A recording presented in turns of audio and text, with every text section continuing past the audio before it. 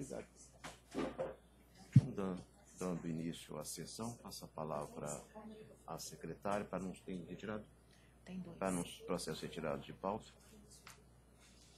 Vão ser retirados dois processos de pauta, da pauta do PJE de 9/16, relatoria da doutora Adriana. O processo 25 da pauta é o 10.75996 e o processo 47, processo 11.402.42. Esses dois processos estão sendo retirados de pauta a pedido da relatora. 47. Deixa eu ver. Foi, Adriano? Aí eu não vou. Vai ser também, eu vou tirar na hora. Depois. 16? É, o de 9/16, é o 25 e o 47. Tem Por hora. algum? Até o momento, não. Então, ao pregão. Primeiro processo com inscrição para sustentação oral na pauta física é o número 20 da pauta, processo 627-2014-035, oriundo da primeira vara do trabalho de Juiz de Fora, recorrente do José Geraldo Pintol, recorrido Caixa Econômica Federal. Votam no processo doutora Juliana Vignoli Cordeiro, relatora, doutor Luiz Antônio de Paula Ienaco, revisor, e doutora Adriana Goulart de Sena Orsini. Inscrita para sustentação, doutora Raquel de Souza da Silva. Pelo recorrente, doutora Raquel não se encontra presente. Doutora Juliana. Eu vou pedir vista desse processo que eu queria dar uma olhada, tá? Mas aí eu É o vou mandar para a 627. senhora mesmo, tá? É 627, da pauta física. Pode mandar, pode mandar. Aí depois Pode seguir, tá? É para a próxima sessão. Não, ele vai se Não, esse é retirar. quando ela colocar. A gente retira, devolve para o gabinete, na hora que estiver pronto, me devolve e inclui de novo. O próximo é o número 4 da pauta, processo 422-2015-009, oriundo da 9ª Vara do Trabalho de Belo Horizonte, recorrente Via Varejo S.A., recorrido Mariana Dutra Cruz. Votam no processo doutor Luiz Antônio de Paula Ienaco, relator, doutora Adriana Goulart de Sena Orsini, revisora, doutora Juliana Vignoli Cordeiro. Inscrito para sustentação, doutor Renato Luiz Alves Léo. Pelo recorrido, doutor Renato não se encontra presente. Estou negando provimento, doutora Adriana. Na verdade, o voto já está adequado. Há uma concessão da indenização do dano moral. Então, na verdade, a gente está deferindo a indenização por dano moral e uso da imagem, né? Não. Nós estamos negando. Está negando provimento porque o primeiro grau tinha dado isso. Uhum. Eu acompanhei o que está na tela, né? Estou negando provimento.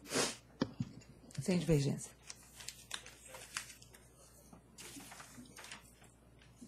O próximo é o 21 da pauta, processo 651-2015-038, oriundo da 4ª Vara do Trabalho de Juiz de Fora, recorrentes Mercedes-Benz do Brasil Limitada, Sindicato dos Trabalhadores nas Indústrias Metalúrgicas, Mecânicas e outros da região de Juiz de Fora, e Randon Implementos para o Transporte Limitado, recorridos os mesmos.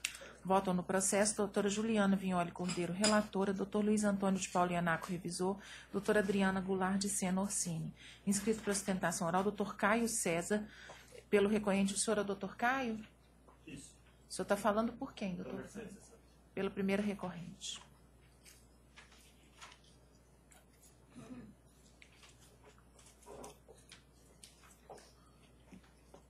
Tem a palavra. Bom dia. Bom dia. Posso começar? Bom dia, excelência, excelentíssimo senhor presidente, excelentíssima doutora Juliana Cordeiro, doutor Luiz Ienaco, doutor Marco Antônio, os demais membros da mesa, os colegas aqui presentes, os membros do Judiciário. Deixo meus cumprimentos a todos. Excelência, nesse caso específico, trata de uma ação proposta pelo sindicato em face da Randon, em face da Mercedes-Benz do Brasil, na qual o sindicato alega uma fraude de terceirização. Inicialmente, excelência, é importante salientar que, conforme restou comprovado nos autos em questão, a Mercedes-Benz em nenhum momento firmou contrato de terceirização com a Randon. O que havia, entre as empresas é um contrato de compra de peças, um contrato meramente mercantil. Sublinhe-se que não estamos falando de qualquer empresa que foi simplesmente aberta para a prestação de um serviço e depois foi fechada. A Randon é uma empresa mundialmente conhecida pelas suas peças, pelas qualidades das suas peças produzidas.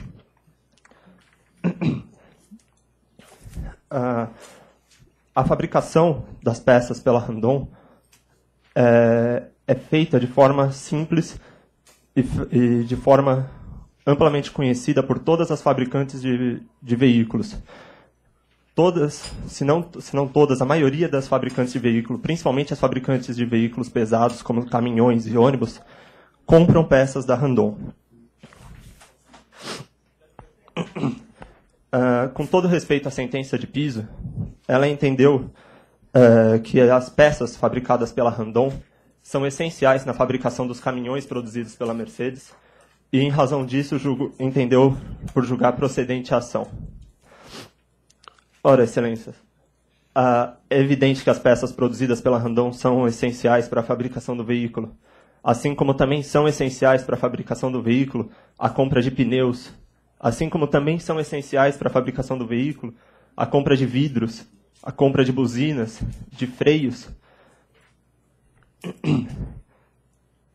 Doutores, o que eu estou tentando demonstrar aqui para os senhores é que o fato da peça ser algo essencial no produto final não significa dizer que há uma fraude de terceirização. A essencialidade da peça no produto final não faz com que ela seja necessariamente produzida pela sua fabricante. Perdão. Esse conceito de peça essencial, não pode se confundir com o que é necessário que seja fabricado. Caso contrário, estaríamos determinando que toda fabricante de veículo também seja uma fabricante de pneus, também seja uma fabricante de vidros, o que não pode ser aceito. Ademais, no caso em tela, restou amplamente comprovado que não há qualquer ingerência entre as reclamadas. Caso se me permitem, a testemunha ouvida pela Randon, no caso em tela, afirmou que as reclamadas estavam em locais distintos, sem qualquer ligação entre os locais físicos, não havia qualquer controle da Mercedes-Benz sobre a Randon, não havia qualquer funcionário da Mercedes-Benz dentro dos postos da Randon, assim como não havia qualquer fiscalização da Mercedes-Benz sobre a Randon. A Randon tinha não só funcionários na fabricação, ela tinha todo um setor administrativo operando em Juiz de Fora, a qual controlava toda a produção de peças, e ao final, essas peças eram transportadas para a Mercedes através de outras duas empresas, que era a VIX e a Seva Logística. Essas empresas transportavam as peças da Randon para a Mercedes, sem qualquer contato entre funcionários da Randon e funcionários da Mercedes. A própria testemunha ouvida nos autos confirmou que em nenhum momento nenhum funcionário da Randon trabalhou no mesmo local da Mercedes. Não há nos autos qualquer prova de qualquer fraude de terceirização, qualquer ingerência, qualquer subordinação de funcionários da Randon por funcionários da Mercedes. Apenas para finalizar, Excelências, é evidente que quando se trata de terceirização, o que a súmula do Tribunal Superior do Trabalho, assim como toda a jurisprudência dos regionais pretendem, é evitar que seja precarizado o tribunal das prestadoras de serviço. E no caso em tela não há qualquer precarização. A Randon é uma grande empresa e contratou, geriu seus funcionários de forma correta. E, inclusive, é até curioso que o sindicato que propôs a ação alegue qualquer precarização, uma vez que o próprio sindicato era também o sindicato representante de classe dos funcionários da Randon e da Mercedes. E em nenhum momento, durante toda a prestação de serviço, houve qualquer situação de precarização. Assim, Excelência, peço que seja reformada a decisão de piso e seja julgada improcedente a ação. Muito obrigado. Doutora Juliana. Vou retirar de pauta. Vou retirar de pauta. Vai igual. A senhora retira? Eu estou retirando. Muito obrigado.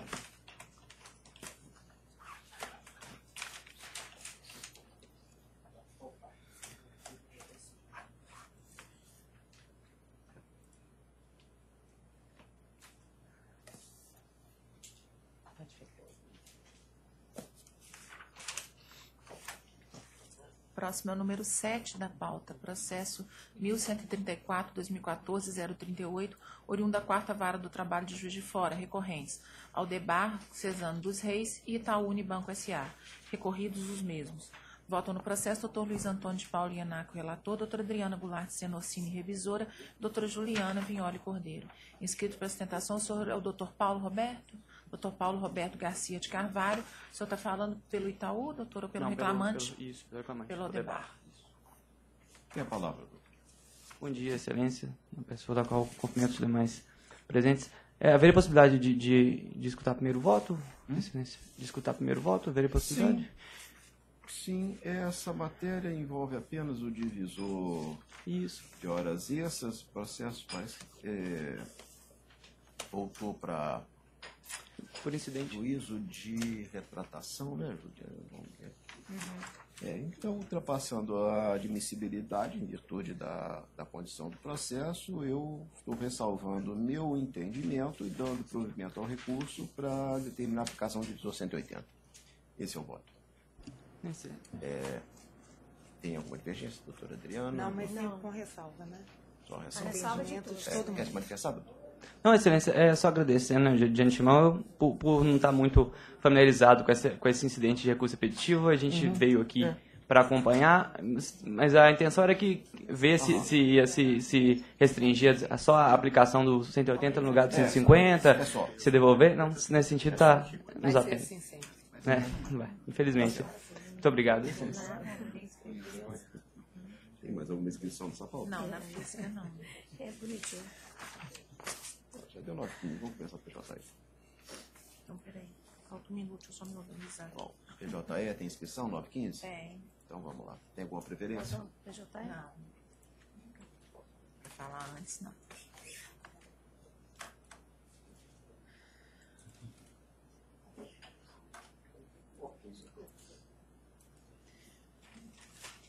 Primeiro processo com inscrição é na pauta de 915, de relatoria do doutor Ianaco. É o processo número 5 da pauta. Processo 10.197, recorrente. Sindicatos Empregados Estabelecimentos Bancários de Barbacena e Itaú Unibanco S.A., recorridos os mesmos. Votam no processo doutor Luiz Antônio de Paula Ianaco, relator, doutora Adriana Goulart Senocini e doutora Juliana Vignoli Cordeiro.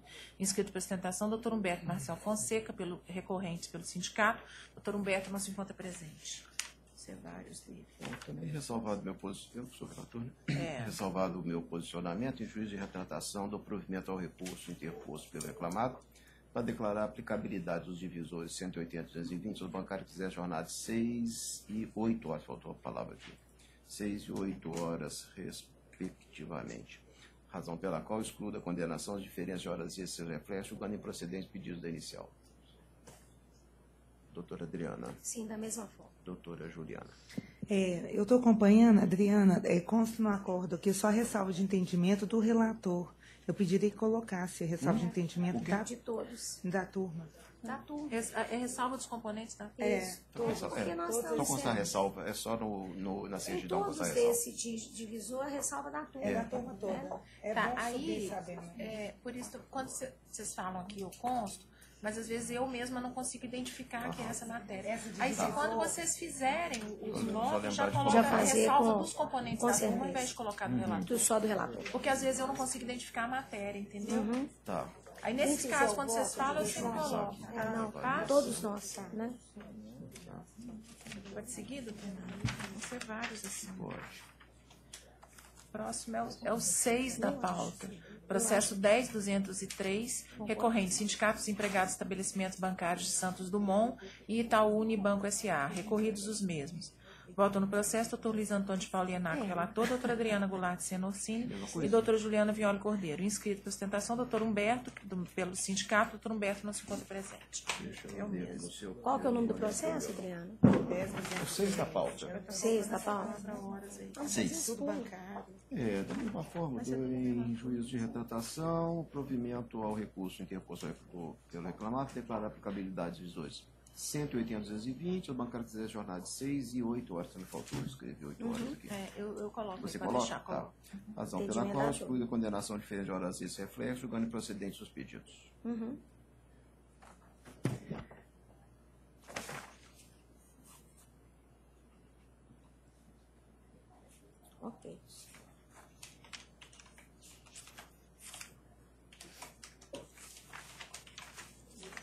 Próximo é o número 7 da pauta, processo 10.206, recorrente sindicatos empregados estabelecimentos bancários de Santos Dumont e Banco Santander Brasil S.A., recorridos os mesmos. Voto no processo, doutor Luiz Antônio de Paula Ienaco, relator, doutora Adriana Goulart de Senocini e doutora Juliana Vignoli Cordeiro. Ainda inscrito, doutor Humberto Marcial, pelo sindicato, não se encontra presente. Mesma coisa? Mesma coisa. Não, esse só vai mudar a redação. Esse tem uma questão das custas. Em juízo de retratação, então estou negando provimento ao recurso ordinário deposto pelo reclamante. Pois é, não constou a custa que devia ficar a cargo do sindicato, nesse caso. Nesse? Estou negando provimento. Confere, por favor, do número do processo. É o 10.206. Esse é o processo Eu 10.206, não é o tenho número nenhuma anotação. 7 da pauta. Ele não tem anotação não nenhuma teve alteração aqui. na sucumbência, não? Aqui. Sim, mas não tirou, nós não estamos... aí julgando improcedente, não precisa constar. Esse já foi improcedente. Eu estou negando o recurso do sindicato. Mas ele não fica responsável pelas custas? Ficou. Pois é, mas no Messenger, a justiça negou o provimento ao recurso ordinário depois pelo reclamante. Bom, tudo bem. Então, eu fico vencida, entre aspas, que eu acho que deveria constar a custa, mas tudo bem. Mais um. Vencida, Aí eu doutora Adriana, coloco que eu acho que deveria fazer vencida referência quanto às às custas. custas. Fazer referência às custas. Fazer referência às custas processuais. Então, peraí.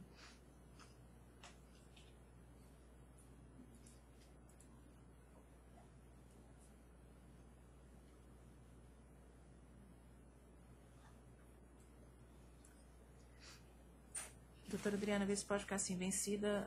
A senhora que entendia que deveria haver referência às custas processuais. Exatamente, de ordem do sindicato. Pode seguir? Pode. Sim. Próximo é o 9º da pauta, número 9 da pauta. Processo 10.610, recorrente município de João Molevade e Vera Lúcia Barbosa, recorridos os mesmos. Votam no processo doutor Luiz Antônio de Paula Ienaco, relator, doutora Adriana Goulart de Senocini e doutora Juliana Vignoli Cordeiro. Inscrito por sustentação, doutora Maélia Antunes. A senhora está falando por quem? Doutora pela Vera Lúcia? Isso. Ai, desculpa. Pela Maria Lúcia.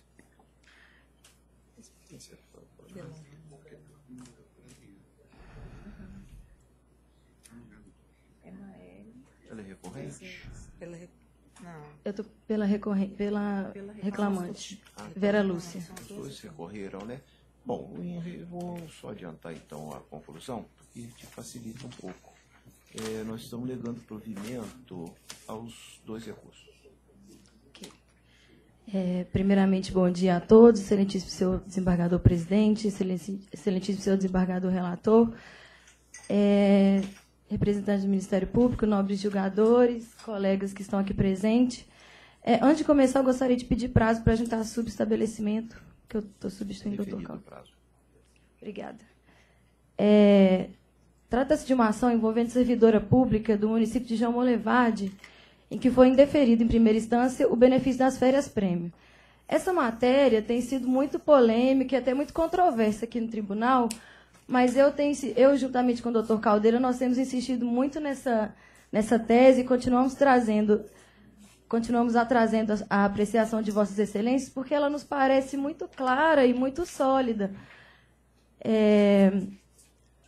Por dois motivos centrais, a gente entende que os servidores têm direito a esse benefício de férias-prêmio. Primeiro, porque o município de João Molevade adotou como regime jurídico único o seletista. Todos os servidores do município de João Molevade são regidos pela CLT, então não tem nenhum servidor que é estatutário. Então, nos parece que esse fundamento de que o benefício de férias-prêmio só seria devido aos servidores estatutários, ela nos parece um pouco equivocada, data vênia. Mas até então parece até compreensível, porque poder-se dizer que com a adoção do regime jurídico único, seletista, o artigo 145 da Lei Orgânica Municipal, que prevê as férias-prêmio, ele poderia ser entendido como esvaziado, como inócuo, inaplicável. Mas ele nos parece inócuo, não. Ele nos parece plenamente aplicável por uma questão muito simples. A Lei Orgânica Municipal, ela passou por uma emenda, em 2006, depois da adoção do regime seletista, E foi alterado exatamente o artigo 145 da Lei Orgânica, que é o que prevê as férias-prêmio. E foi mantida as férias-prêmio, ou seja, embora a princípio ele pareça inócuo ou inaplicável, com essa emenda, a Lei Orgânica manteve o benefício, então ela diz que ele se aplica, né, aos novos, a todos os servidores, inclusive aos novos que são seletistas. Enfim, dessa forma, pede provimento ao recurso para deferir esse benefício. Pois é, doutora, mas aí vem o Supremo Tribunal Federal e diz que é inconstitucional o dispositivo de lei orgânica do município que prevê direito, que regula direitos de servidor público, né, e sem repercussão geral. Por isso é que eu estou negando o provimento. Doutora Adriana. A base do negar o provimento não é propriamente essa discussão se é seletista e se é servidor. Na verdade, é uma decisão que o excelentíssimo desembargador Ianaco traz no corpo do voto do Supremo Tribunal Federal, dizendo que o município não poderia normatizar direitos dos servidores por meio de lei orgânica municipal. Essa é a base. Se regulamentou e é inconstitucional, então nós não podemos aplicar. É essa a base do voto, no qual eu acompanho. Doutora Juliana. Da mesma maneira, com essa fundamentação. Obrigada, bom dia a todos. Próximo número 4 da pauta. Processo 10.132, recorrente Danilo Araújo Diniz, recorrido Banco Mercantil do Brasil S.A. Votam no processo doutor Luiz Antônio de Paula Ianaco, relator, doutora Adriana Goulart Senorsini, doutora Juliana Vignoli Cordeiro. Inscrita para ostentação, doutora Raquel de Souza e Silva. Doutora Raquel não se encontra presente. Eu já tenho aqui um voto adaptado, dando provimento parcial ao apelo do reclamante para condenar o reclamado ao pagamento de horas extras trabalhadas durante todo o contrato de trabalho, excedentes à 8ª diária e 44ª semanal, acrescidas de mais 1 hora extra intervalar e mais 4 horas extras mensais, observado o divisor 220, acrescidas do adicional fixado na CT da categoria ou, na sua falta, 50%, com base na jornada descrita na inicial.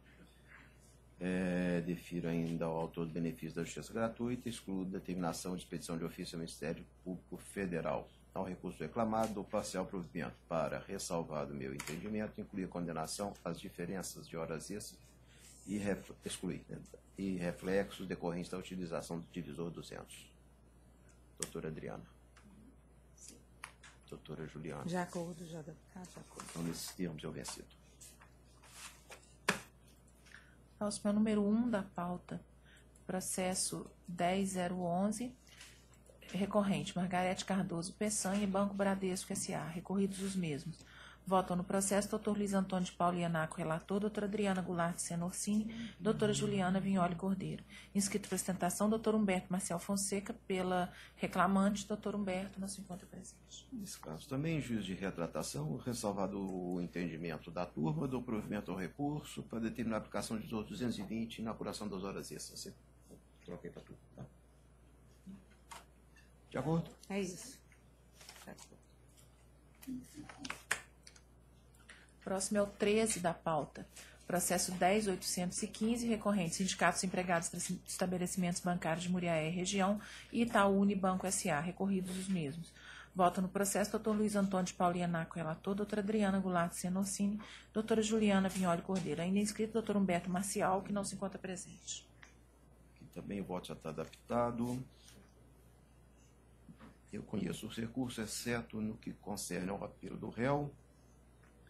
Quanto aos tópicos recursais denominados do imposto de renda e contribuição previdenciária e dos juros da correção monetária, por falta de interesse, além da pressão total, ante a preclusão, pró-judicato incidente. No mérito do parcial provimento a ambos os apelos ao do reclamado, determinar que na apuração das horas extras sejam adotados o entendimento ao J 349 da STI 1, divisor 180 e base de cálculo prevista nas normas coletivas, vencido quanto aos efeitos da decisão sobre a base territorial do sindicato que esteja abarcado pela competência da vara do trabalho de Muriaé. O apelo do reclamante para afastar a dedução de parcelas quitadas a título de horas extras, mantido o valor da condenação por compatível, doutora Adriana, doutora Juliana. Já estou com a volta. Então, nesses termos. Então, na pauta do senhor, a Essa já foi. acabou. Então, vamos para a seguinte, 9.16.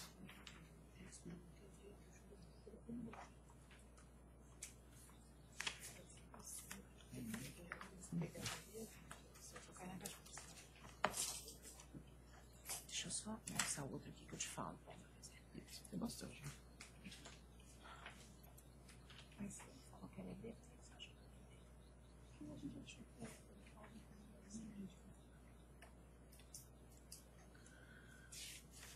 Então, agora a gente passa para a pauta de 916, de relatoria da doutora Adriana.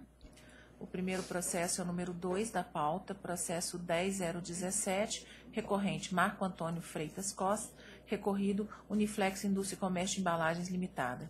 Votam no processo doutora Adriana Goulart Senorcini, relatora, doutora Juliana Vignoli Cordeiro e doutor Marco Antônio Paulinelli de Carvalho.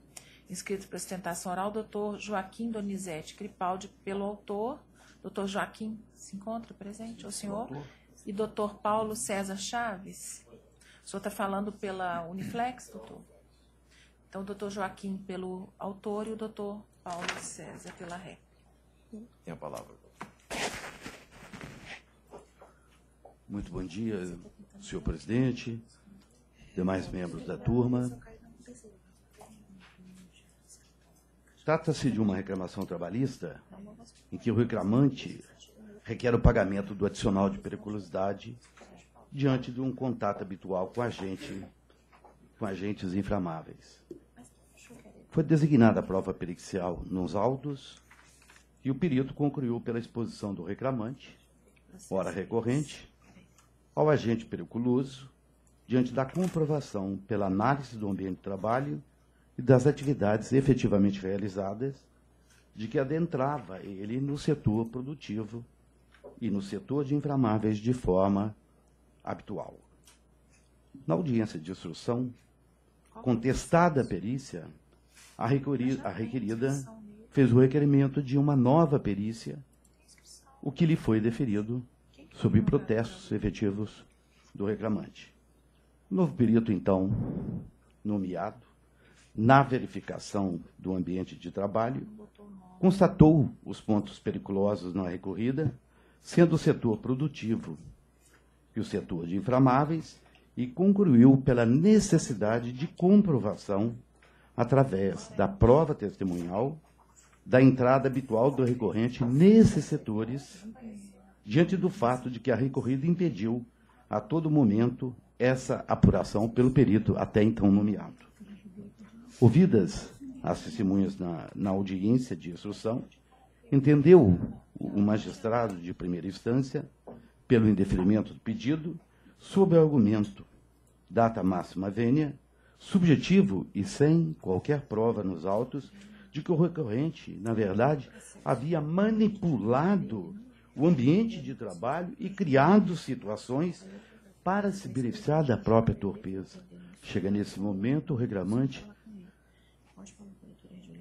para não dizer, respeitosamente, as raias do absurdo. E essa situação, por medida de justiça, merece ser revista por essa egrégia corte, pelos fundamentos apresentados no recurso interposto. Revelia e confissão foi o primeiro aspecto de que nós evocamos dentro do recurso. Nós pedimos a aplicação da pena de revelia e confissão diante do fato de que o preposto da recorrida, com carta de preposição constante nos autos, não comprovou a condição de empregado do que está estabelecido na súmula 337 do Colendo TST.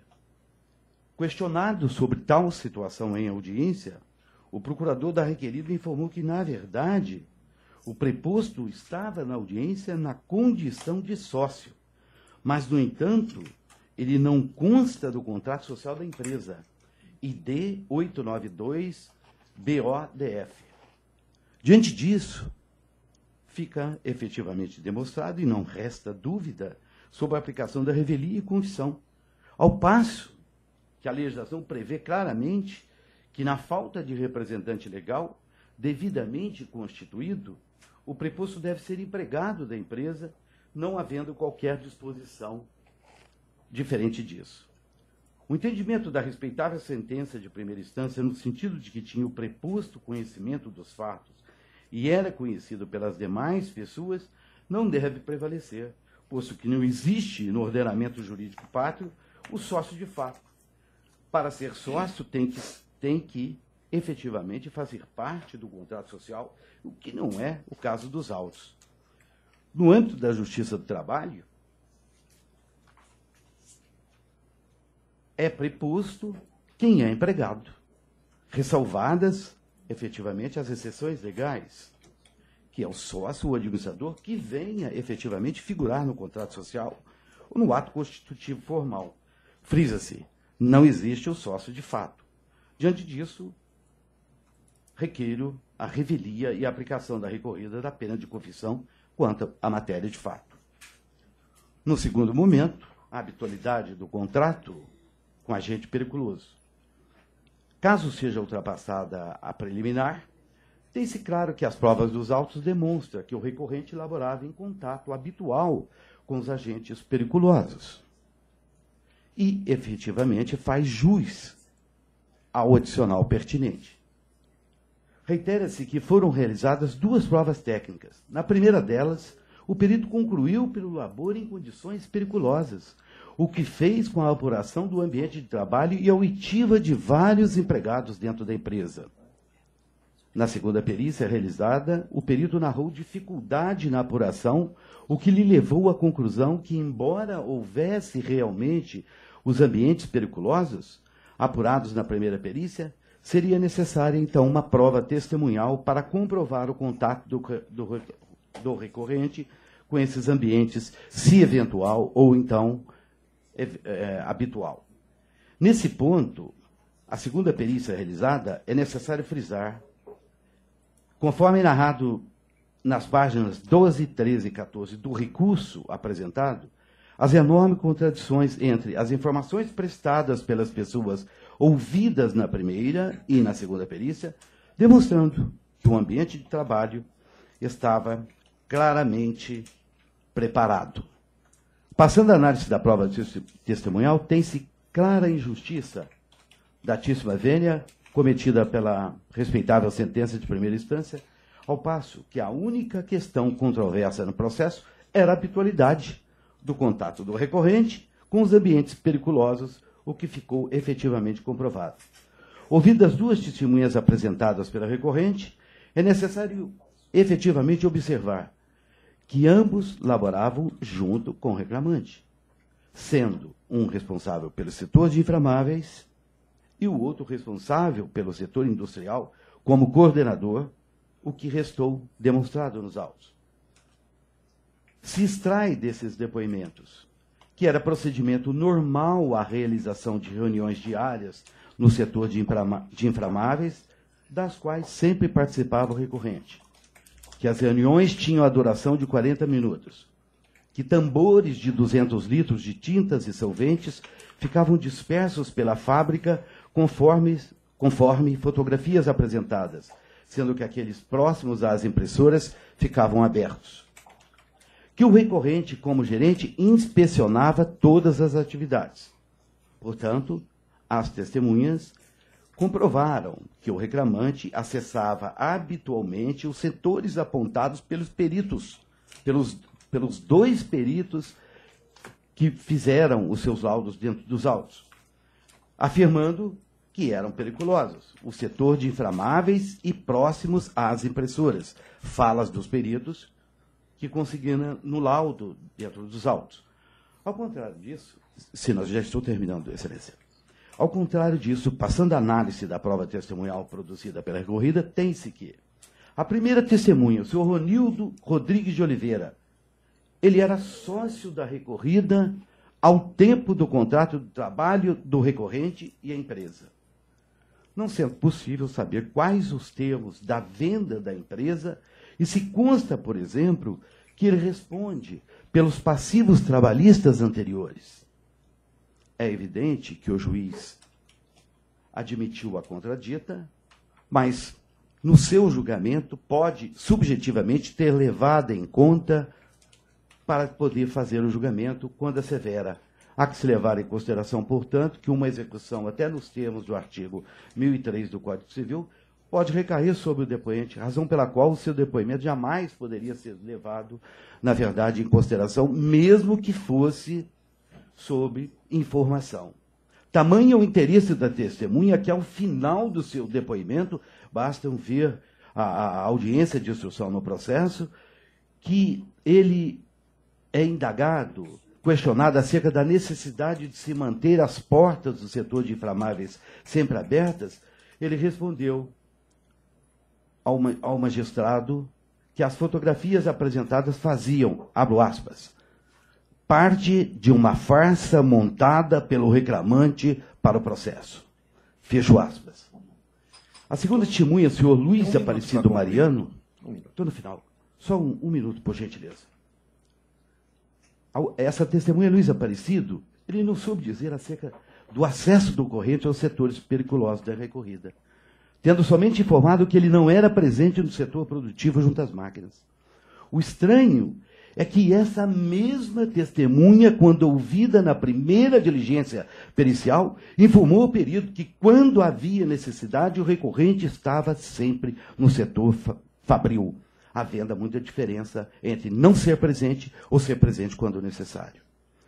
E a terceira testemunha nunca trabalhou com o reclamante. Essas foram as testemunhas, então, postas pela reclamada. Vejam, senhores desembargadores, que há uma prova que demonstra que o reclamante acessava toda a parte da empresa, mesmo ele sendo gerente da empresa. Ele acessava a parte fabril. E, portanto, em razão do que a perícia mencionou que necessitava da prova testemunhal, está demonstrada que ele fazia parte, e, nesse sentido, eu peço o provimento do recurso. Muito obrigado e desculpe, por favor, o atraso. Doutora Adriana. Tem outro advogado? Não, tem outro advogado. Bom dia. Bom dia. Bom dia, senhores desembargadores, servidores, representantes do Ministério Público, colegas advogados, demais presentes. Vindo lá da nossa Varginha, lá no sul de Minas, a terra do ET, fazer uma propaganda aqui da nossa cidade, apesar de não ser natural de lá. Nós temos aqui um caso, como explanou o colega, que envolve apenas uma questão, né? Há um pedido de periculosidade por parte, isso é importante, por parte do gestor industrial, administrativo industrial da empresa. Ele era o diretor industrial de uma empresa exportadora, com dezenas de empregados, né? O diretor industrial que tinha um staff completo na área de produção, envolvendo, segundo o próprio reconhecimento do reclamante, ora recorrido, mais de 20 pessoas, das quais 7 exclusivamente nas áreas de impressora. Essa é uma indústria de impressão de embalagens plásticas. Ou seja, ele era um diretor, era o segundo homem na empresa. Ele estava envolvido não apenas com a gestão administrativa da indústria, como também com a gestão financeira e administrativa em outros aspectos, uma vez que ele era o segundo homem da empresa. Acima dele, apenas o diretor, apenas o sócio administrativo dessa empresa. Era uma pessoa que estava envolvida com contatos com fornecedores, com contatos com clientes fora do ambiente da fábrica. Era uma pessoa que tinha contatos e fazia viagens regulares ao exterior, em contatos, porque era uma empresa exportadora também. Ou seja, não era um peão, não era uma pessoa de presença no chamado piso de fábrica. Era um gestor administrativo da área industrial, que tinha um staff com coordenadores, com líderes, com operadores, com pessoas responsáveis exclusivas pelo setor de inflamáveis, subordinados a eles e que, óbvio, prestavam informações a eles. Agora, um outro detalhe importante a ser observado, além desses que eu já abordei, ele era o presidente da CIPA, um engenheiro mecânico, diretor e responsável pela gestão industrial da empresa, segundo homem da empresa e presidente da CIPA. Vem aos autos e informa que diariamente fazia uma reunião dentro do setor de produtos inflamáveis. Uma situação totalmente fora do normal, não crível. Era uma pessoa que dizia que estava presente, conferia os volumes que existiam de inflamáveis, de tintas, de solventes, dentro do setor de inflamáveis. Era uma pessoa que ia para a fábrica não com macacão, ele ia com roupa, com gravata, para receber clientes externos. Enfim, né? É importante contextualizar a posição do reclamante, hora recorrente, nessa empresa. Primeiro ponto. Segundo ponto, ele trouxe, né, algumas informações, algumas fotos, que foram veementemente questionadas pela defesa desde o primeiro momento. Em função da matéria, houve a necessidade de produção de prova pericial. Realizada a primeira prova, a reclamada, hora recorrida, veementemente impugnou esse laudo, apontando, inclusive, em sua impugnação, a similaridade, vejam só, de partes do laudo pericial com partes da manifestação feita pelo assistente técnico do reclamante. Quase que um copiar-colar. Impugnou de forma veemente a colocação de palavras que não foram ditas por ocasião dos trabalhos periciais. Em função dessas evidências, houve o juiz de primeira instância, por bem, determinar uma segunda perícia. Essa segunda perícia foi realizada, foram identificadas 2 áreas de risco. Uma, obviamente, o setor de inflamáveis, que existia uma pessoa específica para isso. A segunda, ao redor de algumas impressoras. E de forma absolutamente técnica e coerente com a função pública de perícia, de perito que ele estava exercendo, ele identificou que não havia condições documentais e condições testemunhais colhidas por ocasião dos trabalhos periciais que dessem a ele segurança para apontar ou não a existência da periculosidade, até mesmo porque essa decisão é do juiz e não do perito. Foi bastante claro no seu laudo, né, onde apontou ser imprescindível a produção de prova testemunhal. Em função disso, partiu-se para a prova testemunhal. Na audiência, arguiu o reclamante, hora recorrente, assim como o colega expôs aqui para os senhores, alguma situação relacionada ao representante da empresa, que ele não estava habilitado a ser o preposto. Contudo, o próprio recorrente reconhece de forma explícita que, abre aspas, o preposto presente à audiência dava ordens à reclamada para os demais empregados. Palavras do recorrente. Ele reconhece que o preposto tinha injunção na empresa e tinha voz na empresa e que mandava na empresa. Da mesma forma, o primeiro perito, a primeira perícia, apontou também de forma clara, ao descrever os participantes daquele trabalho técnico, que o senhor Wanderson Menezes de Abreu era representante da reclamada. Claro, no item 5 do primeiro laudo. Então, a preliminar arguída pelo recorrente, com a devida vênia, não tem sentido, razão pela qual a gente pede seja ela rejeitada. No mérito, em função de todas essas evidências, partiu-se para audiência, e nessa audiência, em função da experiência que o juiz de primeira instância, o doutor Anelco, tem, juiz tarimbado, juiz calejado na oitiva de testemunhas e na aferição das situações colocadas nos autos, percebeu, pela fisionomia, pela maneira como falava, que as testemunhas do reclamante, hora recorrente, não tinham credibilidade nas abordagens que foram feitas. Colocou o senhor juiz, se vossas excelências me permitem, da seguinte forma. Analisada a prova oral, testemunhas da reclamada se mostraram mais seguras, convictas de suas declarações, tornando os seus depoimentos mais confiáveis à formação de convencimento do juízo. Continuando, palavras do juiz de primeira instância. Não é crível que substituindo o dono do empreendimento e tendo subordinados para executar serviços operacionais, sendo responsável, inclusive, pela segurança da fábrica, na qualidade de presidente da CIPA, participasse de reuniões diárias com duração de 15 a 40 minutos dentro do local de armazenamento de produtos inflamáveis. Nesse ponto é importante consignar a seguinte situação, comprovada nos autos. Todos os funcionários, aqueles que estavam dentro do setor de inflamáveis e aqueles que operavam com as impressoras, todos, sem exceção, percebiam e percebem até hoje adicional de periculosidade. Só para concluir, Excelência, mais 1 minuto e meio. Ao final,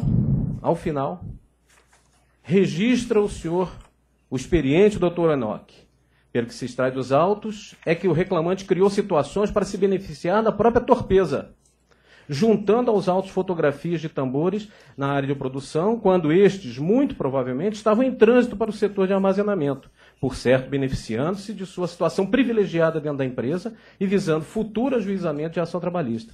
Some-se o fato da desnecessidade do reclamante à exposição dos produtos inflamáveis.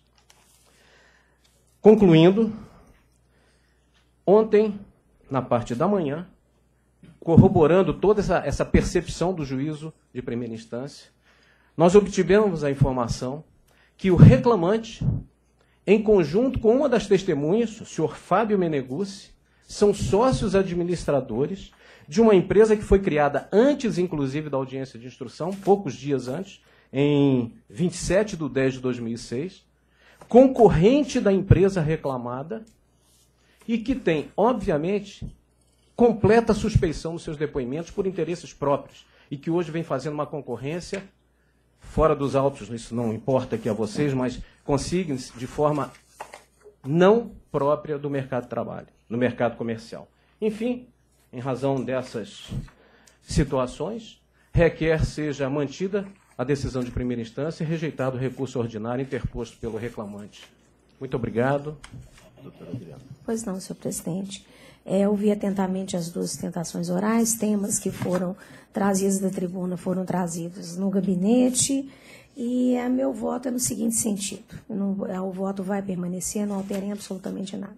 Primeiramente, em relação à aplicação da revelia e confissão, eu estou negando provimento a essa alegação pelo fato de que, na verdade, não constando ou não no documento formal, no conjunto da prova testemunhal, ficou claro que realmente a pessoa é sócio, né? É sócio de fato, mas é. Então, por isso, eu considero que restou demonstrado que Anderson é sócio de uma empresa que incorporou a reclamada, dava ordens na reclamada para demais empregados, ele é dono, e como sabido, o dono pode ir pessoalmente à audiência, nos termos do artigo 843 da CLT, motivo pelo qual indefere o pedido de aplicação da revelia e confissão à reclamada. Agora, eu quero deixar consignado que, como dono, ele responde em eventual inadimplemento da reclamada. Não é apenas para comparecer à audiência. Ele não vai haver aplicação da revelia e ele passa a ser responsável por eventual condenação. Está muito claro no voto também.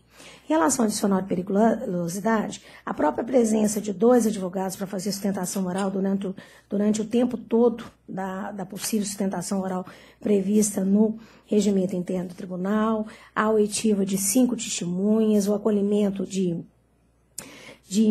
uma delas como informante, 2 provas periciais nos autos, as afirmações que o litígio, inclusive agora na última sustentação oral, continua com questões referentes à eventual concorrência, já demonstra que é um processo em que há uma tensão extremamente grande. Então, a presença exatamente de uma turma e de juízes que analisam a questão, às vezes não tão envolvidos, né, em relação à questão do local, né? Então, nesse ponto, o doutor Enoch Piva, inclusive, é muito mais novo do que o doutor Ienaco e a mim, no sentido da magistratura, que alguns chamam de piso e que realmente eu acho inadequada essa afirmação.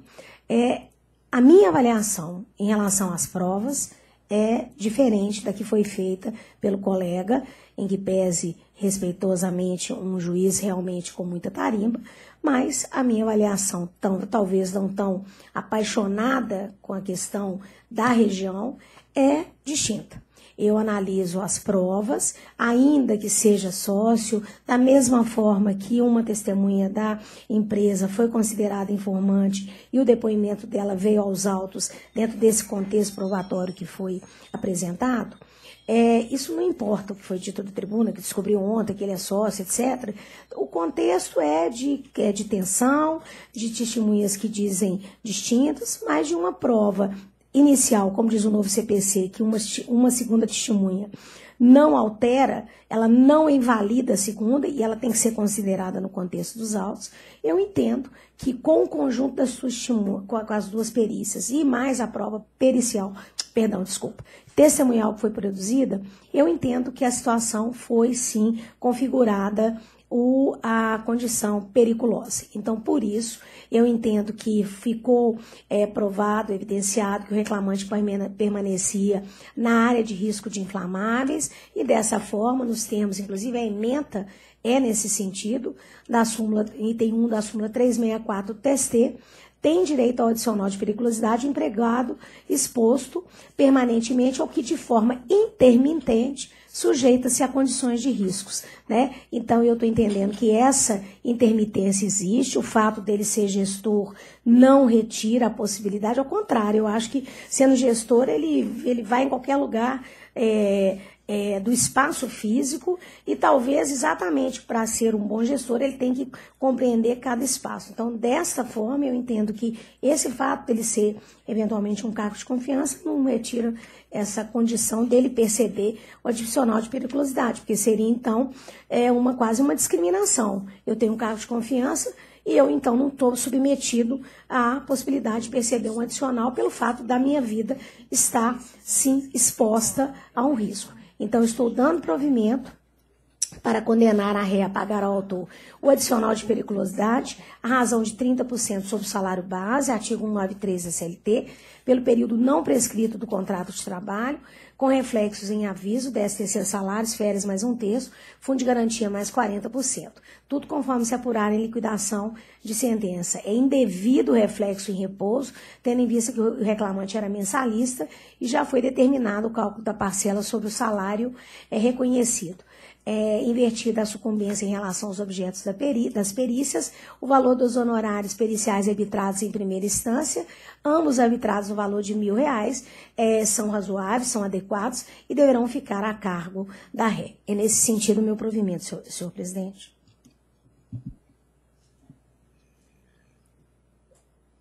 Doutora Juliana. Primeiramente, eu quero registrar o recebimento de memorial pelo recorrente e dizer que os esclarecimentos feitos nas duas sustentações orais me deram ainda mais firmeza para o voto. Obviamente, até pela atividade finalística da empresa, é de se imaginar a ocorrência de periculosidade. E assim foram as duas perícias. Na verdade, a primeira,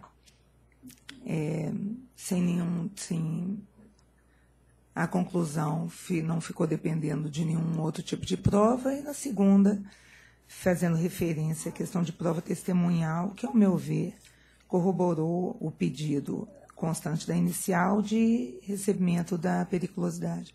Conforme foi já ressaltado pela ilustre relatora, obviamente, o fato de o reclamante ser, ainda que uma longa manus da empresa, não retira uma proteção legal. Nesse sentido, e o voto apreciou isso bem, o direito adicional, ele não se prendeu a eventual reunião que tenha acontecido dentro do espaço de armazenamento ou de estoque da matéria-prima. Ficou comprovado que o autor efetivamente adentrava, eu considero isso natural, ele era chefe, e, obviamente, ele deveria transitar pelo local que tinha inúmeros containers de armazenamento de tinta e de solvente. Então, era claro. E, assim, Quando eu ouvi que todos os funcionários, sem exceção, recebem adicional de periculosidade, também vi isso com naturalidade, e volto a dizer, pela natureza da atividade da empresa, é natural que fosse assim. Eu estranharia se um chefe não tivesse contato com isso, quer dizer, ficasse trancado dentro do escritório dele, sem contato nem com as pessoas, nem com a atividade, e eventual reunião que possa ter acontecido lá, dentro desses locais. Eu até consigo entender se é que isso de fato aconteceu. Eu volto a dizer que eu estou aderindo ao voto integralmente, mas não pelo fato das reuniões, mas pelo fato de a prova oral ter sido no sentido de que o autor efetivamente adentrava os locais de armazenamento dessas matérias-primas, que são caracterizadas como periculosas. Então, mas se houve reunião, eu até consigo compreender, porque às vezes você discute um assunto, ou a forma de execução, ou mesmo de funcionamento de alguma máquina, exatamente tanto no local do labor. Então, nesse sentido, presidente, que eu estou acompanhando integralmente o voto. Doutor Paulinelli. Eu registro inicialmente o recebimento de memorial por parte da recorrida e, quanto ao voto, eu acompanho o entendimento da turma. Então, unânime. Próximo é o número 5 da pauta, processo 10.097, recorrente Salvador Luiz Gonzaga Pereira, recorrido Megaforte Distribuidor Importação e Exportação Limitada. Votam no processo doutora Adriana Goulart de Sena Orsini, relatora, doutora Juliana Vignoli Cordeiro, doutor Marco Antônio Paulinelli Carvalho. Inscrita para sustentação oral, doutora Renata Caldas Fagundes. A senhora está falando pelo Salvador, doutora Renata? Pelo recorrente.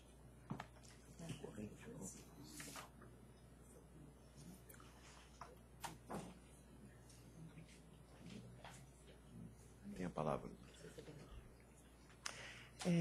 Excelentíssimo senhor desembargador presidente, na pessoa de quem eu cumprimento os demais membros dessa turma. Bem, trata-se aqui de uma questão de suma importância, porque houve nos autos nítido cerceamento do direito de defesa do reclamante. Ele tinha uma única testemunha para ser ouvida na audiência. A testemunha era o senhor Luciano Joaquim Gonçalves, e essa testemunha foi contraditada sob o fundamento de ter ação trabalhista contra a empresa.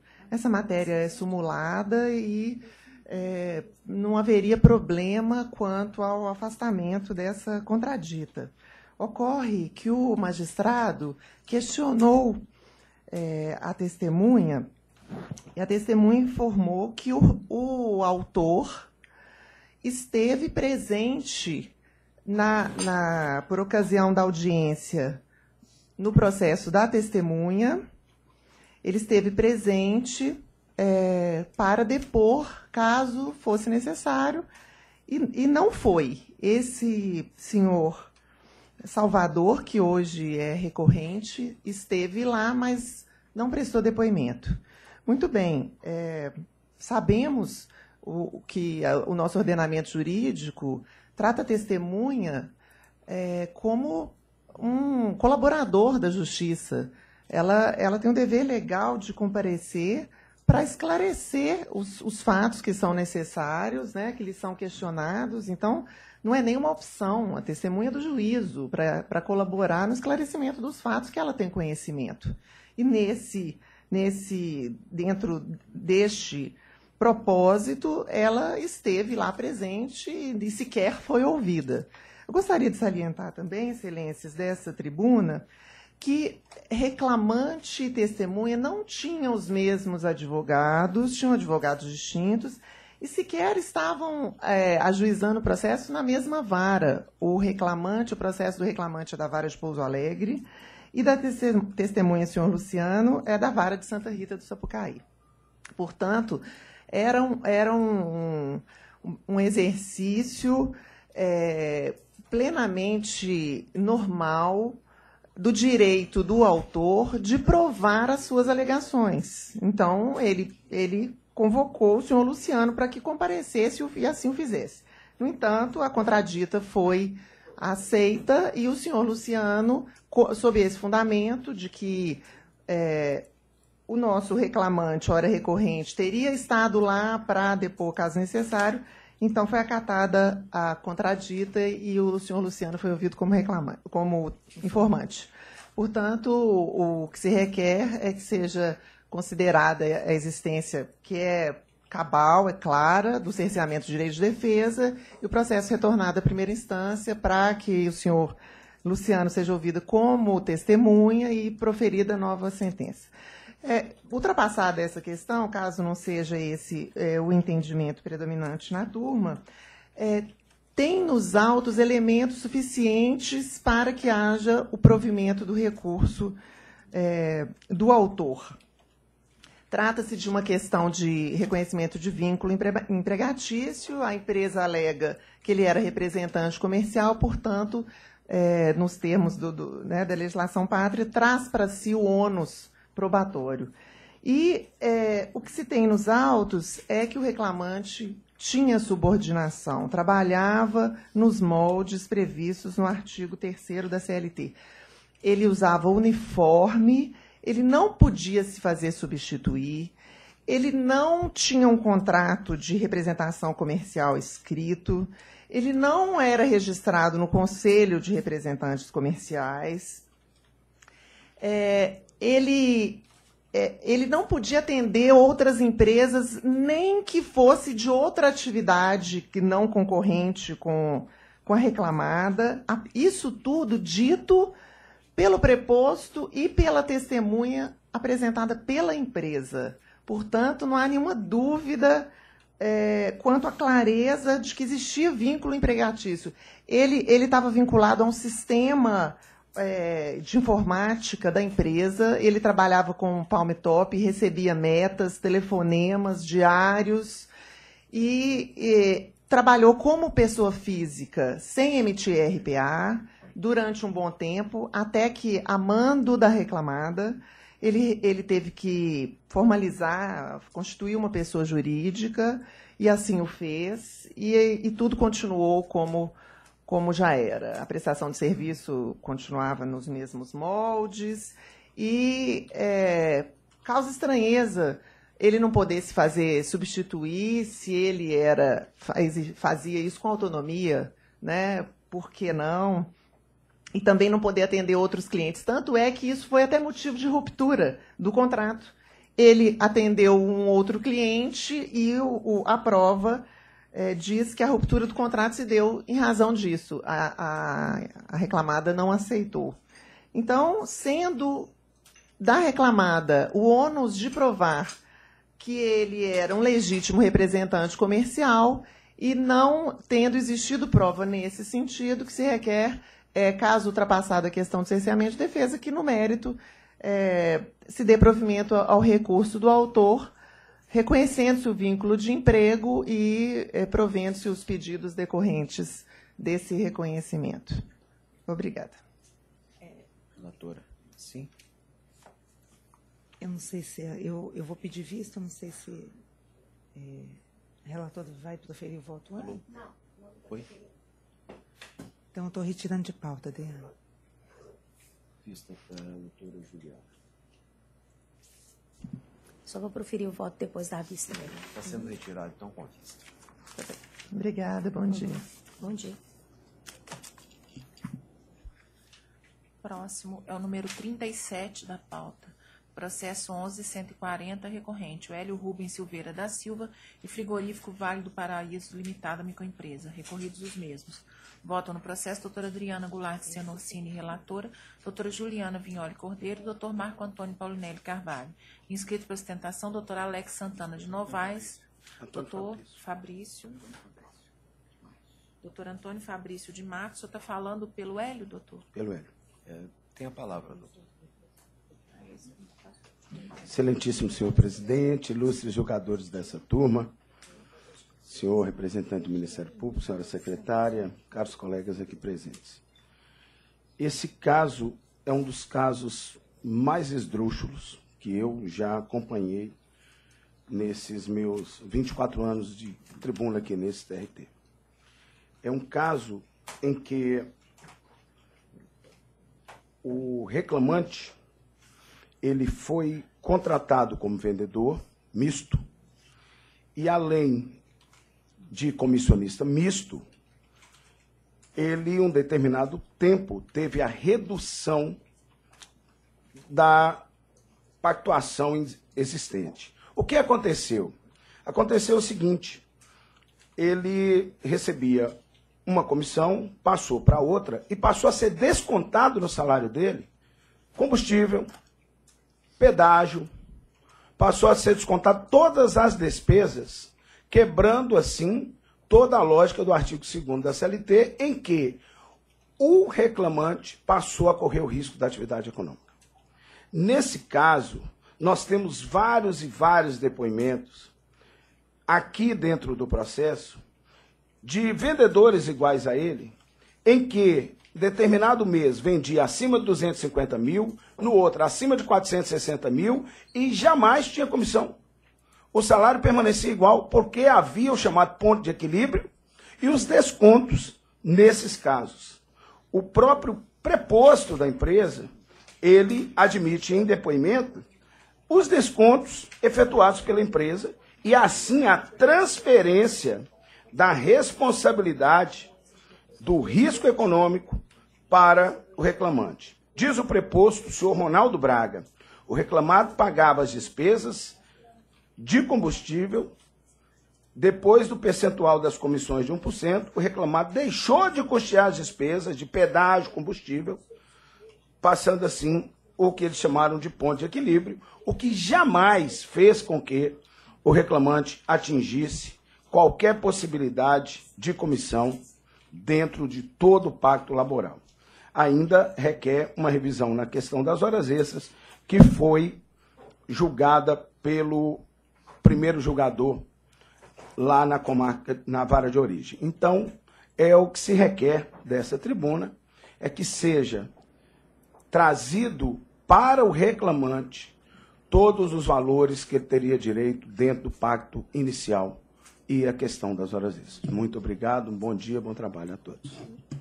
Senhor presidente, como já havia sustentação oral, eu tinha até pedido para retirar de pauta, mas como já havia pedido de sustentação oral, entendi por bem escutar na sustentação oral, e aí o meu pedido de retirada de pauta do processo permanece, tá? Depois de ouvir da sustentação oral. Fazer retirado pela relatora.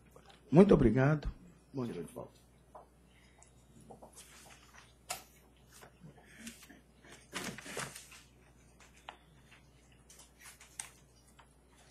Próximo agora é o 16 da pauta.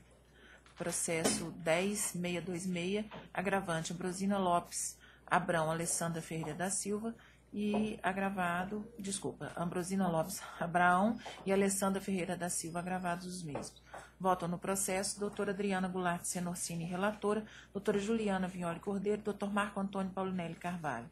Inscrita para sustentação, doutora Daniela. Isso. Daniela Fátima Medeiros Lino, a senhora está falando pela Alessandra. Isso, estava gravado. Nobres julgadores, demais presentes, meu bom dia. Com devido respeito, eu chamo a atenção de vossas excelências para o intuito meramente protelatório em que o agravante, à hora reclamada, interpôs o agravo de petição nestes autos. Agravante almeja, data máxima vênia, modificar intempestivamente decisão transitada em julgado de folha 114, bem como a decisão que já homologou os cálculos por ela mesma apresentados de folha 201. Vê-se com a decisão transitada em julgado que fixou as horas extras em todo o período imprescrito, que não houve qualquer limitação, nem mesmo a invocação da emenda constitucional. Acontece que, na atual fase em que o processo se encontram, estes devem ser respeitados pelos comandos decisórios da própria sentença, definida em 2015, ou seja, mais de 2 anos após a publicação da emenda. Assim, mesmo que a emenda ela sobrepusesse a condenação, caberia tal questionamento pela agravante com os recursos próprios no seu devido tempo. Dessa forma, invocar de forma intempestiva a emenda constitucional promulgada em 2013 demonstra tamanho de desrespeito e afronta a coisa julgada. Então, proferir entendimento contrário constituiria verdadeiramente uma afronta à coisa julgada, o que é constitucionalmente inadmissível. Por fim, então requer a agravada que seja mantida a decisão do juiz de primeiro grau que homologou os cálculos apresentados em folha 201, bem como rejeitar o agravo interposto, mantendo também a decisão que rejeitou os embargos interpostos pela agravante de folhas 288 e 289. Agradeço a todos. Pois não, senhor presidente, eu estou negando o provimento com custas processuais no importe 44,26 pela agravante. Esse é o meu voto. Sem divergência. Doutor Pavinelli. Acompanhe. Obrigada, bom dia. Bom dia.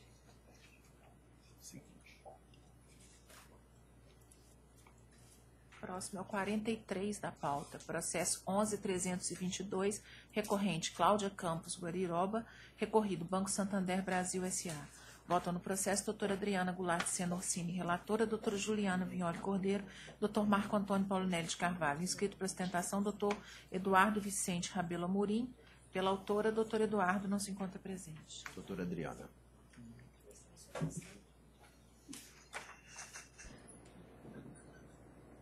Então, vamos lá. Eu estou conhecendo do recurso ordinário deposto pela reclamante. No mérito, estou dando parcial provimento para condenar o reclamado a pagar a reclamante as seguintes parcelas a serem apuradas em liquidação. Letra A. Diferenças salariais entre o salário base efetivamente pago à reclamante e os modelos indicados na inicial que fizerem serviço equivalente, sendo devidos os reflexos em saldo salário, férias mais 1/3, 13º salário, PLR, uma vez que calculada com base no salário fixo, conforme norma coletiva dos bancários, horas extras e reflexos subsequentes, computando inclusive as horas extras e reflexos pagos nos autos do processo 00010-147-2015.503-0184 e conforme ID 268B078 e base de cálculo das verbas rescisórias e também fundo de garantia. Letra B. Reflexo das diferenças salariais do item acima, A, na gratificação de função recebida pela autora, uma vez que, por força da norma convencional, essa parcela não pode ser inferior a 55% do salário do cargo efetivo.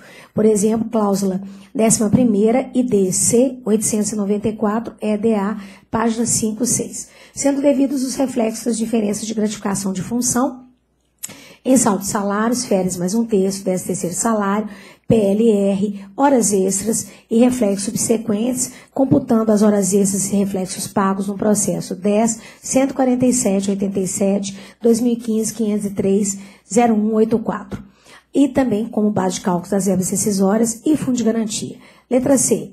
Reflexos do salário variável, programa próprio específico, comissão de seguros e capitalização, premiação medalha e sistema de remuneração variável, conforme fichas financeiras de ID AA4CB54, por todo o período imprescrito, em repouso, inclusive sábados e feriados por força da norma coletiva, e posteriormente os reflexos do repouso em férias, mais 1/3, 13º salário, horas extras e reflexos subsequentes, computando inclusive as horas extras e reflexos pagos nos autos do processo 10.147.87/2015.503.0184, e base de cálculos das verbas rescisórias e fundo de garantia. Letra D. Gratificação especial, devendo essa ser apurada observando os seguintes parâmetros. Calcular o valor médio das gratificações recebidas pelos paradigmas, em seguida dividir pelo valor médio dos anos de serviço prestados pelos modelos. E o resultado? Multiplicar pelo número de anos de tempo de serviço da reclamante, considerando como ano completo para fins de apuração da verba em comento, período igual ou superior a 6 meses. Autorizada a dedução dos valores pagos ao mesmo título das parcelas aqui deferidas. Consignar que sobre o valor da condenação incidirá correção monetária a partir do primeiro dia útil do mês subsequente ao vencimento, segundo o artigo 459, parágrafo único da CLT, súmula 381 do TST, até a data do efetivo pagamento, conforme súmula 15 do TRT da Terceira Região. Além disso, incidirão juros de mora de 1% ao mês, simples, a partir da data de ajuizamento da ação, conforme artigo 883 da CLT e artigo 39 da Lei 8.177/91, sobre o montante atualizado nos termos da súmula 200 até a data do efetivo serviço. Consignar que as contribuições previdenciárias incidirão sobre as diferenças salariais, com reflexo em 13º, horas extras, férias mais um terço, gozadas, reflexo do salário variável em repouso e deste em 13º salário, horas extras e férias mais um terço, também gozadas, conforme artigo 28 da Lei 8.212/91. Autorizada a dedução dos valores devidos pelo empregado, bem como os recolhimentos previdenciários deverão ser efetuados e comprovados na forma da Lei 11.941/09 e dos provimentos CGJT 0196, 0293, súmula 368 do TST, sob pena de execução direta pela quantia equivalente. Autorizar a retenção do imposto de renda na fonte, sendo que os descontos fiscais deverão ser recolhidos e comprovados conforme a Lei 12.350 de 2010 e a Instrução Normativa 11.27 de 2011, sob pena de expedição de ofício em Receita Federal. Ressaltar que os juros de mora não configuram renda e proventos de qualquer natureza, mas meros componentes indissociáveis do valor total da indenização, motivo pelo qual deverão ser excluídos da incidência do imposto de renda diante de sua natureza indenizatória, conforme artigo 404 do Código Civil e OJ 400 da SBDI 1 do TST. Inverter o ônus da sucumbência e arbitrar o valor da condenação em R$50 mil, com custa de R$1.000 pela ré, que fica intimada do seu pagamento para fins da súmula 25.3 do TST. Senhor presidente, esse é o meu voto. Doutora Juliana. Sem divergência. Doutor Paulinelli. Compõe.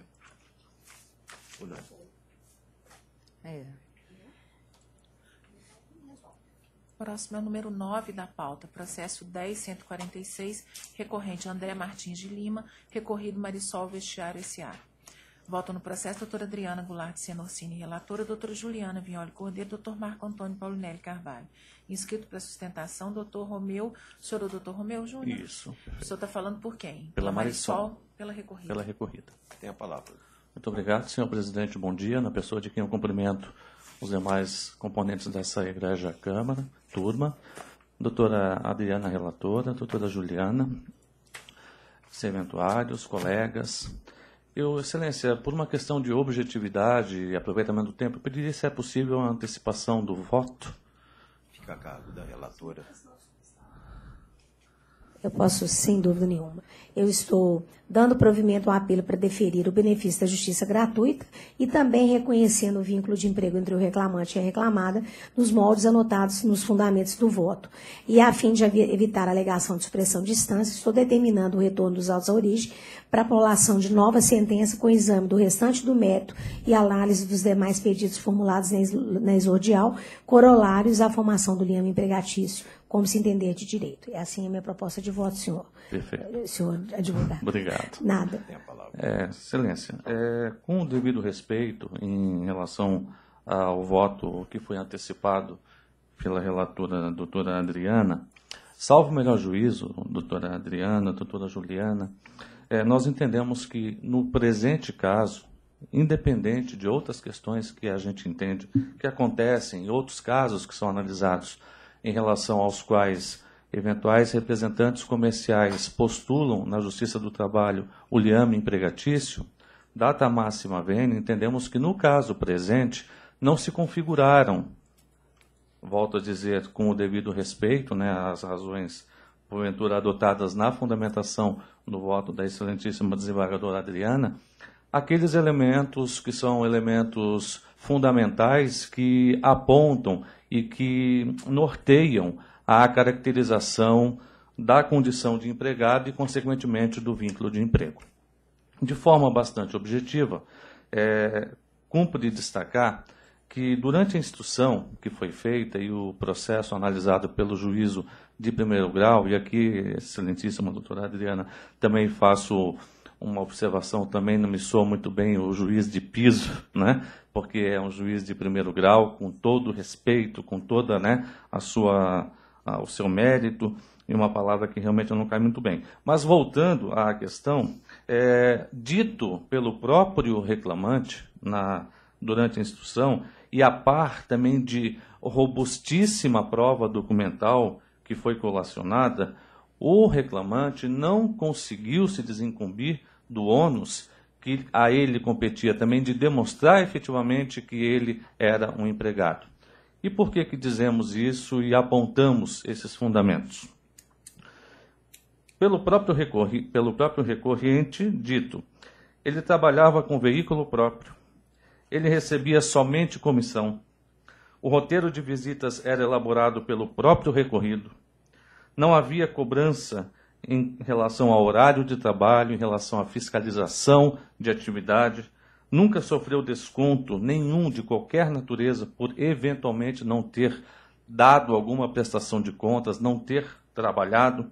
A pessoa jurídica que ele constituiu anteriormente à prestação das atividades de representação comercial para com a Marisol continua, inclusive, durante a instrução, dito por ele, ativa e com representação em relação a outras empresas representadas, aonde ele, inclusive, expressamente deixou isso consignado, possui inscrição no CORE, era o próprio recorrido que pagava suas despesas com combustível, hotel, alimentação, atendia a carteira de cliente, prospectava novos clientes, situações essas que são inerentes à própria condição de representante comercial que busca a expansão dos negócios da reclamada e, por consequência dos seus próprios negócios, que ele auferirá rendimento e comissões dessa expansão, é inclusive uma obrigação contratual de um contrato que foi legitimamente celebrado no âmbito da legislação que norteia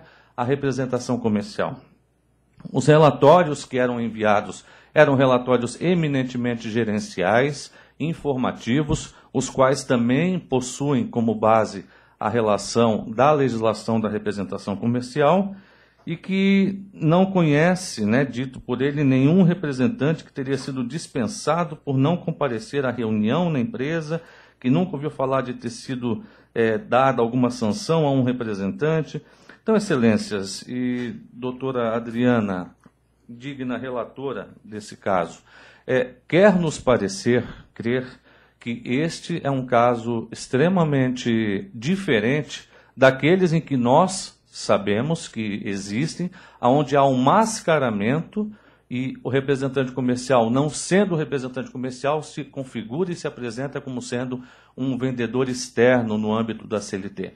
Então, mas volto a destacar, requeiro a reanálise eventual dos fundamentos da manifestação quanto à prolação do voto, talvez até com uma retirada de pauta, porque realmente o caso evidencia uma nítida e explícita representação comercial, volto a dizer, data máxima vênia, e com o devido respeito das considerações que foram fundamentadas e fundamentais na adoção e manifestação no voto da desembargadora relatora.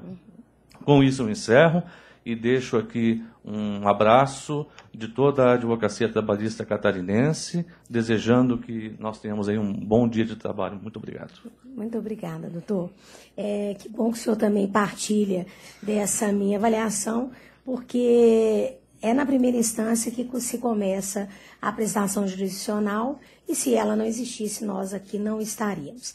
Em relação ao voto, eu inclusive consto isso, que a distinção entre o vendedor empregado e o representante comercial autônomo é uma matéria complexa, há semelhança, o doutrinador, né, o desembargador aposentado Paulo Emílio Ribeiro de Velena, ele trata no livro dele Relação de Emprego como sendo exatamente a zona grise. Então, tem que ser feita uma análise de cada situação no caso concreto. O senhor foi muito feliz na sua sustentação oral. E a minha avaliação, respeitando por óbvio a avaliação do colega de primeiro grau, foi que estavam presentes os elementos, porque eu entendi que, primeiro, vendedor empregado e representante comercial autônomo, nos termos das legislações específicas, podem ter zona de atuação prefixada, receber comissões, desempenhar atividade de caráter não eventual. Então, esses não são pontos a diferenciar relação de emprego e representação comercial. É patente a dificuldade de diferenciá-los, né, e a distinção se evidenciará pela análise das condições que se desenvolvem os serviços de modo a detectar a ingerência do tomador na rotina laboral. Que aí é a questão que para mim é fulcral, é a existência da subordinação jurídica ou não, né, porque estando presente, relação de emprego, estando ausente, representação comercial. Então, em homenagem ao princípio da primazia da realidade, eu também afirmo que o contrato de representação comercial e o eventual registro no Coreminas ou no Conselho Regional dos Representantes são formalidades que podem estar presentes, porque às vezes não tem a representação, mas na realidade a matéria fática, a atuação de fato, a relação de direito material se define de uma forma autônoma. Então, para mim, esses pontos não definem a existência ou não de uma relação de emprego ou de uma representação comercial. Volta então à questão da subordinação jurídica. E é exatamente aí que eu entendo que houve prova de fixação e cobrança do cumprimento de metas e acompanhamento diário dos gerentes por telefone, inclusive presencial em algumas oportunidades. Na minha avaliação, essa presença, tanto que eu trago aqui o depoimento da testemunha Marco Túlio Oliveira de Carvalho e também a testemunha da Ré Gilberto Magno Araújo, ambos afirmam este ponto que, para mim, ele é crucial na configuração neste caso concreto, repito, é o caso a caso, a presença de uma relação de emprego. E me faltou a manifestação em relação ao tempo, e já deixo aqui, inclusive, gravado. O senhor terá acesso ao voto, o senhor vai ver que eu analiso ponto a ponto dos elementos da relação de emprego. A relação de emprego foi reconhecida de 20 de janeiro de 2010 a 9 de fevereiro de 2015. As questões que daí decorrem, salário, montante, etc., todos os outros pontos, serão definidas em primeiro grau. O que eu aqui estabeleço é que não existia uma relação de representação comercial na minha avaliação, mas sim uma relação de emprego, e o restante volta ao primeiro grau para se pronunciar sob pena de supressão de instância. Senhor presidente, então eu confirmo aquela minha primeira proposta de voto, né, inclusive por respeito, o senhor veio de Santa Catarina, sim, uma terra, né, Florianópolis, Jaraguá do Sul. Jaraguá do Sul, sim, um estado da federação, né, riquíssimo no sentido de uma cultura. Então, desejando meu abraço aqui também, em que pese. Nós estamos aqui no trabalho, eu acho que essa visão de que o senhor defende o interesse do seu cliente, o juiz de primeiro grau tem uma avaliação, o segundo grau tem outra, isso faz parte da nossa profissão. Não há motivo de qualquer tipo de desavença. Exatamente, perfeito.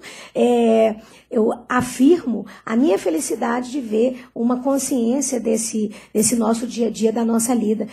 Devolvo o meu abraço, né, e eu confirmo a proposta de voto, senhor presidente, nesse sentido, inclusive para que o advogado saiba os limites do que eu aqui estou estabelecendo. Não estou estabelecendo salário, nem nada, tudo continua a discussão que porventura haja no restante da demanda. Esse é o meu voto. Obrigado. Doutora Juliana. Elogiando a sustentação oral, que realmente foi muito feliz. E esse realmente é um tema que a gente vai ficar preso, o resultado da análise e a prova trazida ao feito. Então, a gente não vai ter uma resposta, né, como aqueles que a gente estava jogando de bancário, que a gente não precisa nem olhar o entendimento simplesmente jurídico. Esse não. Então, a cada caso vai ser feita uma análise, não necessariamente a mesma análise, nem vindo da mesma empresa. Mas, nesse caso específico, eu também fiquei convencida de que a relação de subordinação ela restou comprovada. Então, pelo que foi esclarecido, em especial pelas duas testemunhas, Gilberto e Marco Túlio. Marco Túlio dizendo, né, esclarecendo que a Ré já dispensou representantes comerciais, quando descobriu que eles trabalhavam para outra empresa, as metas, o ranking. Então, foi a forma de atuação da RE, de ingerência na função, no meu ver, acompanhando, e a relatora nesse sentido, que se caracterizou a relação, a forma de atuação, não exatamente a função. O Gilberto, inclusive, esclarece que o risco financeiro da atividade seria suportado pela empresa, a RE. Então, nesses termos e por esses motivos, presidente, eu estou acompanhando o voto da relatora. Doutor Paulinelli. Eu também acompanho o voto da relatora. Unânime, então. Excelência, obrigado, um bom dia, um bom trabalho. Bom voo de retorno. Muito obrigado. Até a volta. Obrigado. Tchau. Próximo é o 29 da pauta, processo 10868, recorrente Fundação Educacional Machado Sobrinho e Paulo Esther de Mendonça, recorridos os mesmos. Votam no processo doutora Adriana Goulart de Senorsini, relatora doutora Juliana Vignoli Cordeiro, doutor Marco Antônio Paulinelli de Carvalho. Inscrito para ostentação, doutor Arthur Emílio de Amin. O senhor está falando pelo Paulo Esther? Não, pela recorrente fundação, reclamada. Pela Fundação Educacional Machado Pela Fundação. Tem a palavra. Senhor presidente, muito bom dia, senhora relatora, revisores, desembargadores que acompanham a turma, senhor representante do Ministério Público, venho lá de Minas Juiz de Fora, acordamos muito cedo hoje para chegar a tempo e agradeço a paciência de até agora, depois de muitas tentações, Vossas Excelências terem aqui nos ouvindo. Eu quero chamar a atenção, Excelências, para algumas peculiaridades deste caso, porque são realmente de muita importância. No recurso, enfatizo que parece-me que o juiz de primeiro grau ele acabou se confundindo até em razão da jurisprudência. Mencionou que talvez a nossa defesa estivesse baseada na invocação da OJ, quando realmente isso não ocorreu. A defesa está toda baseada no cumprimento da Convenção Coletiva de Trabalho. E por que isso? Preciso recordar um pouco a história do sindicato patronal lá de Juiz de Fora. Até mais ou menos 1989, havia um único sindicato patronal para todo o estado de Minas Gerais. Posteriormente, com a entrada em vigor da Constituição, entendeu-se por bem que deveriam ser cindidos esse grande sindicato em outros 5 sindicatos que poderiam melhor aquilatar as peculiaridades das relações de trabalho em cada região do estado de Minas Gerais. A convenção herdada lá pelo sindicato de Juiz de Fora previa efetivamente, já se adiantando a convenção OIT que determinava a necessidade de estabelecer a motivação para a demissão, naquela época o antigo sindicato já iniciou discussão e adiantando-se, percebendo que a variação da carga horária do professor é íncita à atividade, né, estabeleceu, em conjunto com a categoria de professores, uma indenização para as hipóteses em que há redução da carga horária. Bom, até aí tudo bem. Só que a redação original desta cláusula estabelecia que a resilição, assim chamada, né, resilição parcial do contrato de trabalho, que provocava uma indenização, só teria validade se homologada pelo sindicato. E isso gerou uma série de reclamações, porque a resilição, a transformação do contrato de trabalho é um fato. Ela ocorre numa realidade. Ela não é uma questão jurídica, ela ocorre. O empregado deixa de prestar serviço por um determinado período, uma certa quantidade de aulas. Este é um fato e o que a convenção pretendeu foi regular uma indenização para a ocorrência do fato. Mas ficou que se não houvesse homologação, ela não teria validade. E, corretamente, este tribunal, interpretando situações em que não ocorria a homologação ou o pagamento, não tinha outra opção senão condenar no pagamento de diferenças salariais, já que teria ocorrido uma resilição nula por não observar o que dispunha a Convenção Coletiva de Trabalho. Em 2001, o sindicato lá de Juiz de Fora, que negocia não só com o Sindicato dos Professores, que tem base estadual, mas também com o Sindicato de Professores de Juiz de Fora, a base do Sindicato dos Professores é todo o estado de Minas Gerais, à exceção de Juiz de Fora, e Juiz de Fora tem um sindicato próprio, só para o município de Juiz de Fora. Ao negociar e ao colocar em mesa essa situação, depois de um amplo debate, e a cláusula juntei a convenção anterior e a convenção que foi assinada com validade a partir de 1º de fevereiro de 2001, mostra que houve um grande debate sobre a cláusula. A cláusula foi uma intensa transformação. A primeira delas foi o seguinte, e eu posso recordar isso com firmeza porque participei intensamente desse debate, já que também represento o Sindicato dos Estabelecimentos de Ensino na mesa de negociação. E a questão era, é justo o professor continuar recebendo salário quando o fato é que ele não prestou serviço? Essa questão de natureza quase que moral foi colocada e discutida em mesa. E aí o Sindicato dos Professores reconheceu que realmente não seria devido o pagamento de salários por não ter havido prestação de serviço. Mas era necessário estabelecer-se uma cláusula punitiva, sem perder a indenização, que já era uma conquista da classe trabalhadora, mas era preciso estabelecer uma cláusula punitiva, punir as instituições que não homologassem ou que não fizessem o pagamento da indenização devida. E esta cláusula foi modificada para este fim, para dizer o seguinte, olha, há um prazo para a homologação dessa resilição, há um prazo para se fazer isso, mas, caso não se pague, estão sujeitos ao pagamento atualizado por índice próprio da verba devida, ela não deixa de ser devida, e acrescido de multa prevista na Convenção Coletiva de Trabalho. Essa foi a grande transformação. E retirou-se, naquela oportunidade, a expressão só terá validade. Isso foi retirado da Convenção que vige para Juiz de Fora. Esta expressão continua em diversas outras convenções no Estado de Minas Gerais, inclusive aquela que o sindicato tem sede aqui em Belo Horizonte.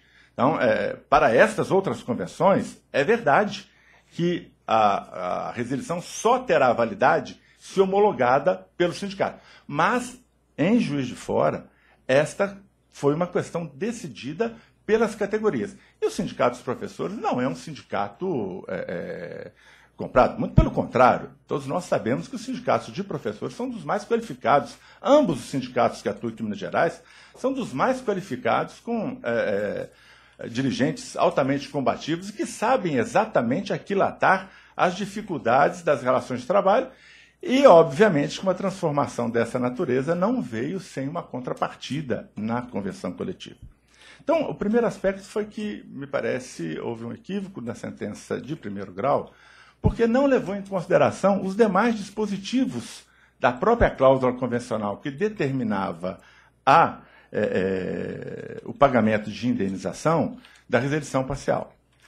Uma outra, alguns anos depois, com o acirramento da concorrência no ensino superior, diversas novas instituições de ensino chegaram lá para a nossa cidade, isso provocou uma queda significativa de alunos em diversos cursos. A fundação, que era uma fundação muito tradicional, completa este ano 109 anos de existência, mas sofreu um revés, porque a fundação tem salários muito acima do piso, salários aula base muito acima do piso, e tem que enfrentar uma concorrência onde novos players, novas instituições de ensino acabam pagando ou o piso ou pouco mais que o piso. Isso, obviamente, faz com que o custo caia sensivelmente, e esta é uma razão pela qual a instituição tem assim, procurado todos os meios possíveis para preservar o emprego. Mas também, na mesa de negociação, discutiu-se o seguinte, olha, os currículos agora, eles são semestrais, antes eram anuais, agora são semestrais. E ocorre, nesses cursos superiores, de você ter uma disciplina num determinado semestre e não tê-la no semestre seguinte. E todos nós sabemos, né, todos nós já passamos pela faculdade, alguns senhores certamente ministram aulas, sabe que a contratação de professores não é uma contratação feita por uma agência central. Normalmente, os próprios professores, através dos departamentos, elegem aqueles colegas que serão contratados. E há uma disputa entre eles também. É natural, ninguém esconde isso. Como meio de preservar que aquela disciplina voltaria para a carga horária do mesmo professor que vinha ministrando, as partes, em negociação coletiva, entenderam que era possível suspender o contrato de trabalho por um determinado período, e quando essa disciplina retornasse, ela retornaria para o professor que a administrava. É uma questão da negociação coletiva que está muito bem expressa na cláusula que está sendo aplicada. Vejam, eu não estou aqui defendendo nem a questão do negociado sobre o legislado, porque aqui, para a variação de carga horária, um minutinho só para terminar, excelência, por gentileza.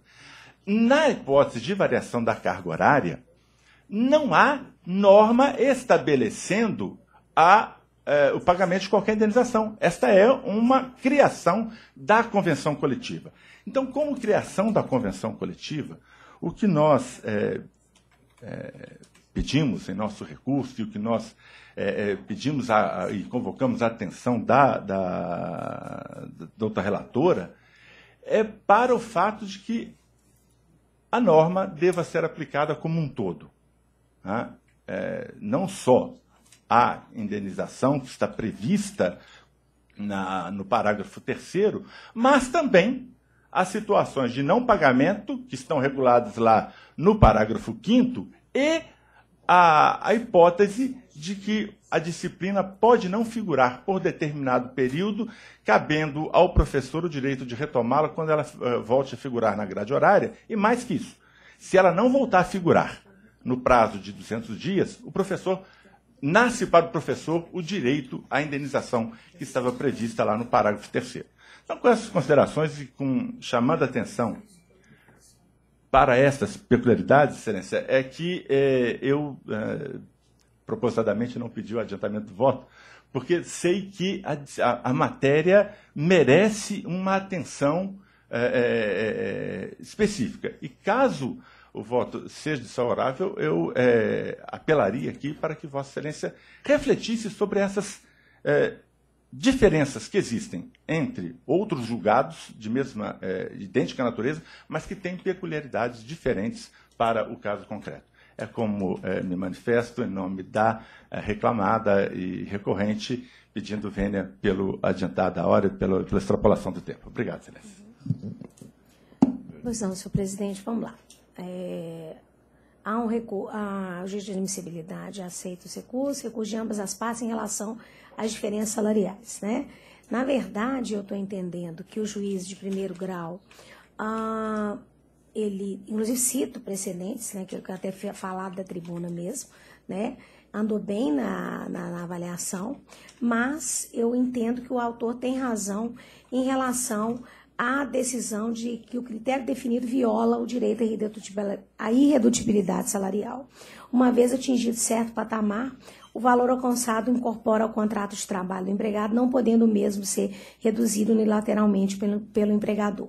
Então, nesse ponto, eu estou entendendo que assiste razão ao recurso obreiro e deverá servir de parâmetro para o cálculo de eventuais diferenças a maior carga horária exercida de forma não eventual pelo reclamante durante a vigência do contrato de trabalho, visto que com a condição mais benéfica tida pelo empregado durante o pacto laboral, incorpora seu patrimônio jurídico nos termos do artigo 468 da CLT.